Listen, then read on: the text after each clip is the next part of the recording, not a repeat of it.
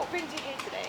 So today I'm talking about our new deal for young people. One of the steps in it is doubling apprenticeships. I've been speaking to apprentices here at Virgin O2, and they've been talking about the life chances which they're getting from doing this. We know that many young people are going to university when actually they should be going on apprenticeships. I had an apprenticeship myself, so I know the value of it, and I'm also worried that young people are getting a lot of debt from going to university and not necessarily getting a better job than if they'd taken an apprenticeship. So I'm spreading the word and letting people know about our new deal for young people. Speaking of universities, what's the Conservatives' plan for student loans? So we want to change what is going on with Plan 2, where a lot of young people are paying more and more and they're not clearing any of their student debt. It's actually increasing. And this is getting worse because of the changes that Rachel Reeves made in the budget, freezing the thresholds, meaning more money is going to be spent effectively on a tax to pay for benefits. That's not right. So we want student loan payments to be inflation only, not inflation plus 3%. And that's something that's actually going to make life a lot easier for many young people who are coming out with huge debts. They can't buy a house, they're not starting families, and they feel like the world is against them. I'm changing this policy. There's a new Conservative Party under new leadership, and I want people to know that the Conservatives are thinking about the future and thinking about young people. Do the Conservatives regret introducing this Plan 2 system? Well, this came in 2012, 5 years before I was an MP. Interest rates were completely different then. It was a plan that was made for 2012. It's 2026. So when things change, circumstances change, we've got to change policy. And what we see today in 2026 is AI taking jobs, graduate recruitment at record lows, youth unemployment at record highs, also because of what the government did in the budget, increasing taxes in particular on hospitality industry, really struggling. Where are the jobs going to come from? We have got to look at making the jobs market better for young people and also reducing the burden. So the student loans changes, which we're putting through, will reduce the burden. Doubling apprenticeships will help them in getting jobs. And actually, we've also got a first jobs bonus, £5,000, which young people can keep off their national insurance to help them save up for a house or other long-term savings.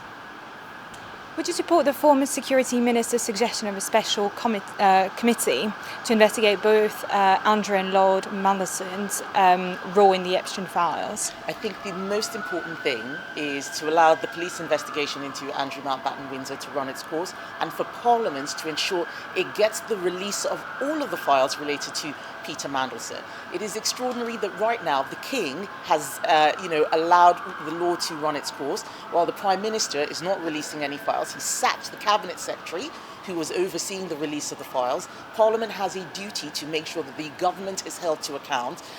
We should not allow what's happening with Andrew Mountbatten-Windsor to distract from the fact that the Prime Minister himself has a lot of questions to answer. The law must run its course and the police must carry out their investigation into what Prince Andrew did.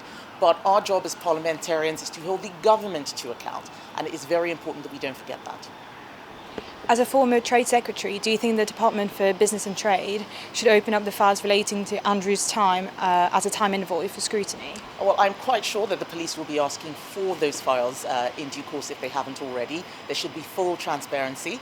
As Trade Secretary, I know that the Trade Envoy role is quite a low-level role. Prince Andrew would have been given that because it could open doors. But if there is anything in these allegations of misconduct in public office, then all the files should be released and investigated. Thank you. Fine. So let's okay.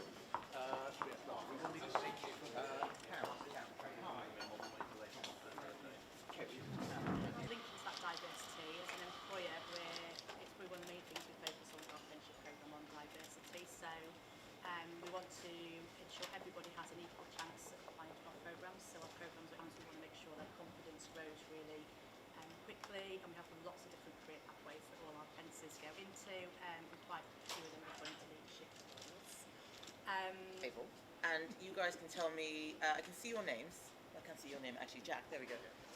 So I've got Jack and Taylor next to me. If we start with Jack and you tell me what your apprenticeship is in and when you started it. Yes, so my apprenticeship is radio planning.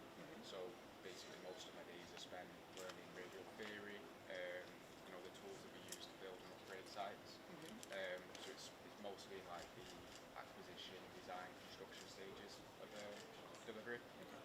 I started last August, I'm 21,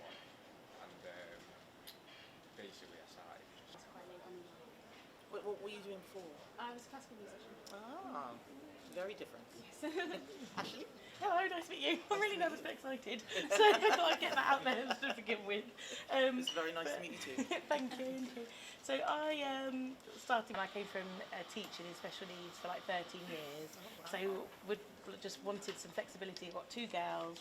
And thought I'd never be able to do sort of a corporate kind of job, and don't know if they were ready for me, but luckily with Karen and the company, it really stood out.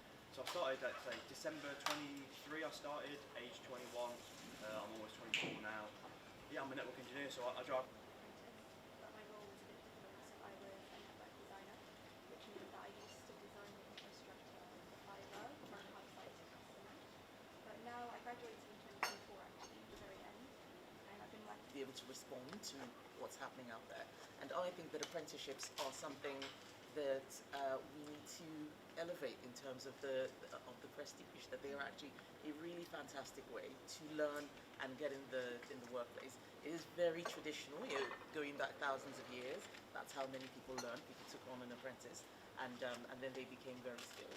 And I think that we need to bring that back again. And talking to you this morning is one way of helping to promote my policy, which is to double the number of apprenticeships and get the money out of the university courses that are not performing, the ones that are actually leaving people worse off. I'm sure you all know people who went to university and actually maybe they didn't like it, or they've come out thinking, why did I do that? I should have just gone into the workplace.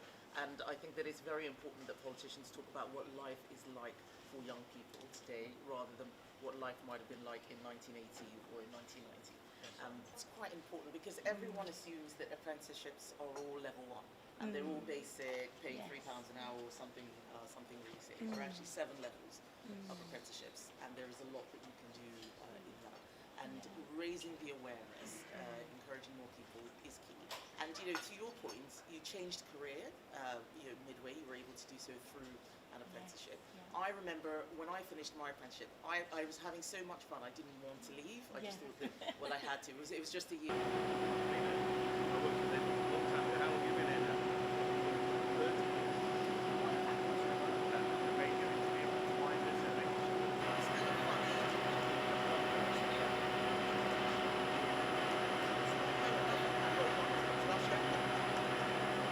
These are my flat shoes.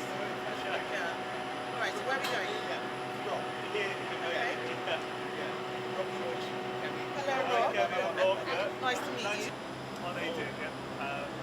There's a smaller one. So if you look at the one on the left, there is on the rack where you've got the frame. There's a larger one, industrial 40, and then the one that's going to install on this side. We had all service all over this area around the station. So in the rush hour, it means their users will get. How many people would be using these right now? So we've estimated we can do 2,000 high-def streams without feature content. Okay. So certainly. So 2,000, what exactly is happening in Rumi? Because one of the things I'm worried about